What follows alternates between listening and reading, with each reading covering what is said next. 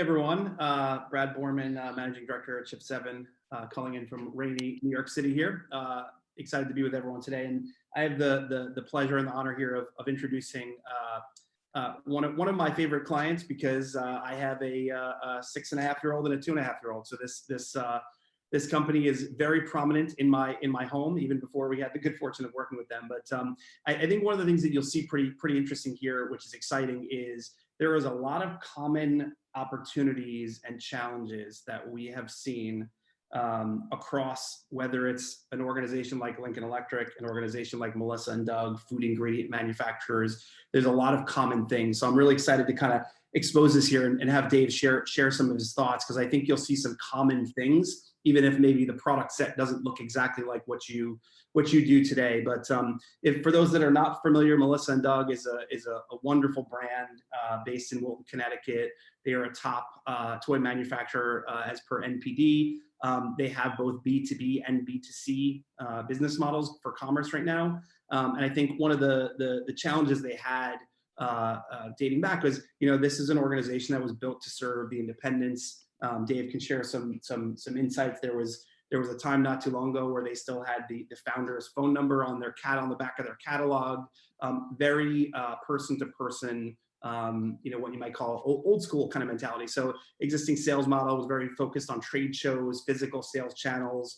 And I think where Randy called out that last bucket, there was a big challenge to scale that tier 3 customer. If you can click to the next one, I'll show you kind of what the business challenge was here. And again, to my earlier point, if you kind of pull the product out of here, this is a common business challenge that we're seeing. And I think a lot of manufacturers, and probably a lot of you sitting at home or in office, will kind of align to. So there was about 10,000 accounts in the long tail kind of bucket. No self-service option. This was all being manually serviced by inbound and outbound phone calls and emails. Cost efficiencies were not really there. It's really hard to identify growth opportunities. And there was a process to manually transact. 26,000 orders were manually inputted into the ERP just for this segment of customers. And obviously, a kind of a big point that everyone's aware of is customer behaviors are changing. So this was the challenge. If you can transition to the next. I'm joined here by Dave Henderson, who's the Chief Commercial Officer at Melissa and Doug. Hey, Dave. Hey, Brad. Good to see you. You as well. So I'd love to start with kind of a big question, and I think not to lead the witness here, but I think you have a particularly interesting story and where it started with everything that's gone on in the last year and a half. But I'd love to have you share with the group kind of when and where did you start on this commerce journey? Sure, Brad, I won't go all the way back to when my days started back in the, let's call it the 70s, but we'll fast forward to last year. So I joined Melissa and Doug just after COVID started last year, but the company's obviously been on quite the journey for a long period of time. As you mentioned, a top 20 global toy manufacturer, and growing every single one of those years, but it was built on the back. So over 30 years in business, built on the backs of our founders, tremendous mission and vision, which remains true to today. But those 10,000 plus accounts were the ones that we were servicing literally with fax machines, and people were writing a sticky note and sending them in. We still get letters every once in a while from customers in different parts of the world with a handwritten note. So there's that, that touch and that connection, which is still important, but it's been quite the journey over those years. But I think what happened over the past 2 years, especially, has really accelerated the transformation. Our consumers were changing. COVID was kind of the tipping point to make all of this happen, but the business had been changing, the year plus beforehand. And what was quickly identified is we didn't have a channel strategy. And I looked at Randy's slide, just earlier, and what was amazing, if you flip that pyramid, that was the focus of Melissa and Doug. Those 10,000 plus first, and then those biggest, multinational retailers, online, in store, et cetera, were the ones at the bottom of the pyramid. So it was really interesting inversion. And look, one's kind of a anecdotal point. This company only got email in 2017. And so just to let you know the journey that it's been on and the acceleration that we've gone through over the past about 12 plus months has been quite the interesting ride. Yeah, that is super eye-opening. And I think, within that, I think what's kind of interesting too is I think, people would probably love to understand kind of the point that kind of made you guys take the leap. I always see people, everyone's aware of e-commerce and they know what they need to do, but it's always a question of, can we wait till tomorrow? We'll do it tomorrow. We've always done it this way. Our customers are going to get rattled if we stop calling Sally and Bob every Thursday to place their order. Maybe if you could share a little bit of kind of the your thought process and the internal process or dialogue that went on around that. Yeah, I mean, I'll give you first almost the symbolic way that we did it. It was actually, obviously our offices closed on March 13th of last year. And after I joined, I went in and literally unplugged the fax machine. That was the symbolic moment, but the tipping point was actually as we took a step back with all the things going on with COVID very early on. We were very fortunate. Our brand has that open-ended play, connects with consumers and kids that they can use their imagination. We also have great educational toys. So we were seeing a ramp up of sales pretty darn quickly. So we were able to just pause, take a moment and say, what is our future? What are the things that are going on right now? This has now given us an opportunity to accelerate our change. So with a new management team, Fernando Merce is our new CEO, as he and I and the entire leadership team took a moment to step back, say, how do we want to go to market? And really it comes down to what is our channel strategy on the commercial side of the business of, who and where do we play? How do we play there? And when do we go? And that's how we kind of broke it down into those three clear buckets. And the channel strategy was simple. We had to inverse that pyramid. Context for everybody, we had over 65 people managing those 10,000 accounts. And it was on an old Rolodex. They just called and just got orders. But we only had 4 people on our number one account being Amazon. Wow. So it was completely inverse. So we had to take that moment and develop our channel strategy of how we grow in the here and now, but also in the future. That's the who and the where. The how is it has to be a new service model. And this is what got Melissa and Doug to a great point. And I never want to lose sight of that. They call it the white glove service. Doesn't matter whether Brad and Dave's toy store calls, you want to give them the best toys in that service to get them the product, just as if Amazon, Walmart, Carrefour, or Tesco called. It doesn't matter. You want to give them that best service, but it had to change. So we actually had to look and say, how do we redeploy these resources on a supply chain and operation side, insights, analytics to help drive our business and ensure we're ready. And then lastly, it's when, and you hit it. What's that tipping point? And I told you, COVID accelerated the decision-making. It probably, if you look back, probably would have taken 2 to 3 years. We're a medium to large size toy company, and we would have turned, but it would have taken more time. You would have done more analytics and, okay, what are the risks? When do you do it? We said, no, if we're going to be at the growth levers that we want to be in the next 5 years, we've got to shift now. Yeah. And so we don't look back at all, but I'm telling you, and you know this, and we'll talk about it in under 10 months where we've gotten. It's quite the dramatic shift in our business. And we're very fortunate, even with a partner with like you, Brad, you and the team, helped us along the way to really kind of mindset change as well as all the physical changes we had to go through in the business. Yeah, that's a great point. And actually, Amanda, you can click to the next piece. I think it's probably a good point to transition to kind of where are you today? And I think within that, it'd probably be helpful for the group, and not to speak on their behalf because I can't see them and I don't know them. But I think probably hearing maybe some of the hurdles and things that you've had to overcome. You kind of teased on it there. I think anyone that thinks that this is just you flip a switch, we always say internally, technology is quote unquote the easy part. I say that sort of tongue in cheek laughing because it's complex, but it's people and process are the harder things, especially in an org where that was the root of what you did and how you service customers. So, if you could weave into the kind of where are you today, it'd be interesting to kind of share some of those hurdles. Yeah, we're, obviously in partnership with you and Randy and the entire Shift 17, we're at a great spot. Now we're still at a part of the journey. We're not even midway through that journey. So there's still a lot to go through. I would say if I look at where we are today, successful, over 5,000 accounts, have been engaged, a little more than half of them, which is much farther ahead than we expected, to have been really engaged in now proactively ordering on the B2B portal on a regular basis, which is exciting. But some of the transformation is not just with your customers, and I'll break it down into 2 parts for you, Brad. First one, and I remember you and I had this conversation very early on, midway through last year, as we started kind of kicking off this process, was the internal, mindset shift that has to happen, especially the company that was built in doing things a very certain and clear way. You had to show, and here's the path, and here's how we do it, get their input, because there was a lot of perceptions. It's like, oh my God, if we don't call Brad's toy store, Brad will never want to engage with us again. They won't like us. This is why they like us. So part of the journey was actually engaging with some of our best customers as we turned it win with the winners. That doesn't mean it's just the biggest account. It's who are the most strategic and the ones that are understanding how to go to market in a different way, that pivoted their business. There was a couple customers, very small independent toy stores, that literally, as COVID hit, they flipped their model to buy online, pick up in store. Right now, we all see that. We all live that every day right now with the Targets of the world and others. But these were, open the door in the morning and wait for your customers to walk in.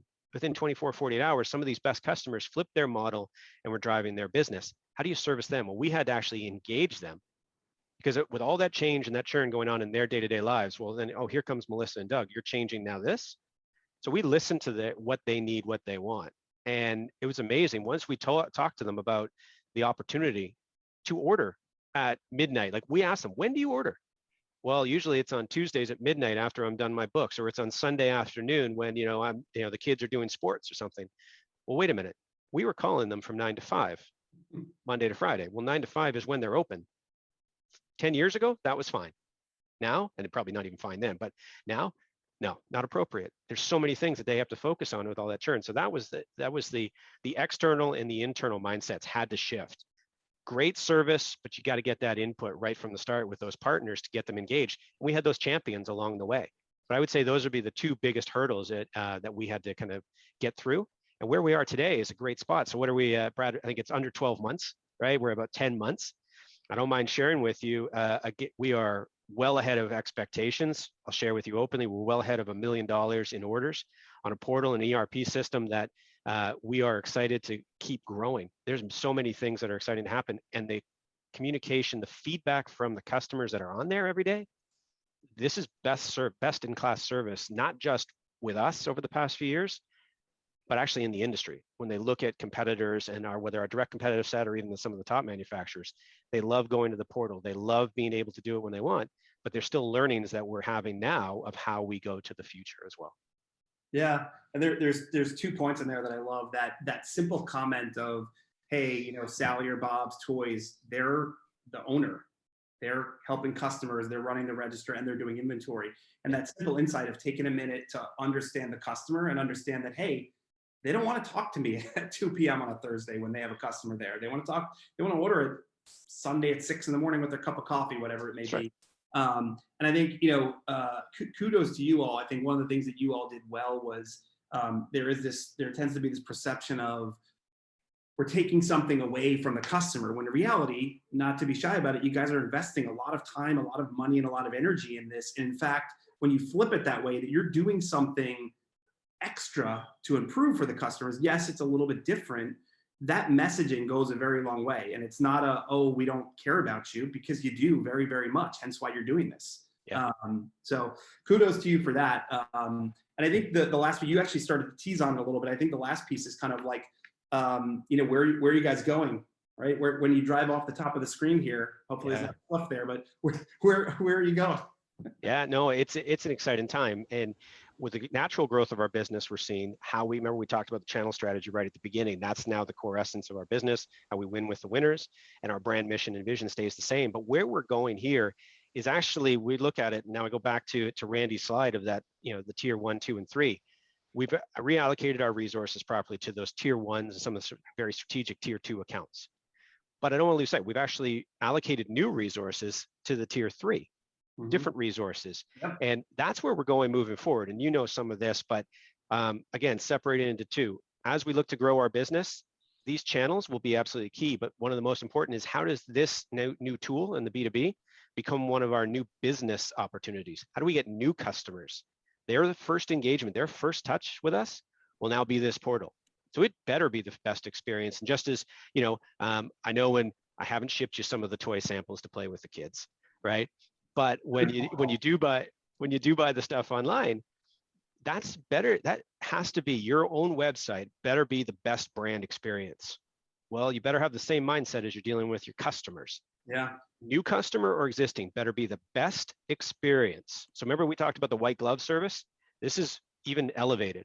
Yeah. So as we look forward, customize messages. So you got your new partners coming on board. You want to engage them really quickly, get them signed up. I mean, instantaneous being signed up and go from there. That's where we've got to go. But you also want to engage your core customers. So that tier 2 and tier 3, I want all of them on there. we are pushing very quickly. And some of it is just, I would be there, as you know already, but some of it is our ERP and how you have to make sure your infrastructure is ready and all of your operations. So keep in mind as you grow and you want to go fast, don't just do it and have an empty shell. It might look pretty, but that infrastructure inside.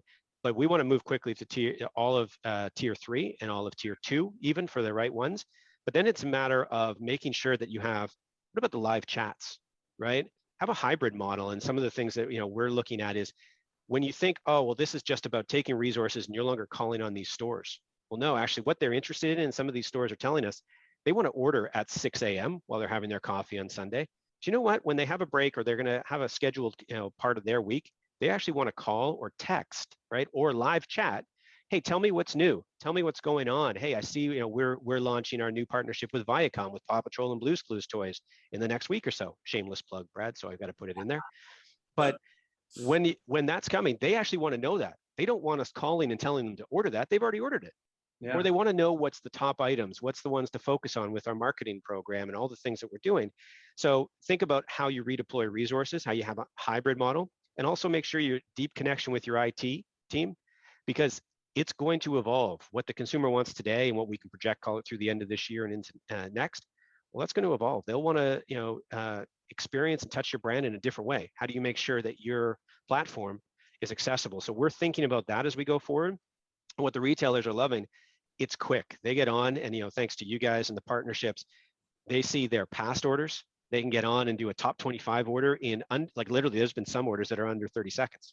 Yeah. So they are like click, click, click, done. The average order value, what it was before, has tripled. Mm-hmm. So, I mean, so I want to keep that growing. How do you keep them engaged? Customized marketing, but it's still the transformational mindset, and how you resource it. And as you move forward will be different. You'll still need some salespeople to engage with those customers. But what about insights, analytics? Now you got to track where these customers are going. How do you re-engage them? So tons of stuff, but it's actually exciting, and it's still on the consumer journey. Yeah. And so lots of exciting things to happen in the months and years ahead. Yeah, those are some phenomenal points. I mean, you're talking about the concept of omni-channel, which is a overly used term in the B2C world, right? For retail, there's no different, right? The channels be different here. And I think, the other piece too, when you talk about optimizing the experience and now giving you the ability to cram as much as you can into this experience because it works. And that was kind of an early insight for me when we talked, when you were first joining, was, the acquisition of new customers, right? It's an iconic brand. So you have people that come to you, but there wasn't a lot of, you didn't have the data or the kind of the details around to learn from that and to do it at volume. It was purely, let's go to trade shows. Those are very expensive and it's hard to quantify the ROI there. Those, that's still a channel, right? And all this. So yeah, super, super exciting. I think we're probably at close to time. I really, I thank you for your time and your thoughtful insight here, and hopefully the group, it's hard to obviously without seeing people's faces. Yep. Hope you guys learned some things. Dave, thank you so much for the time and your continued partnership with us.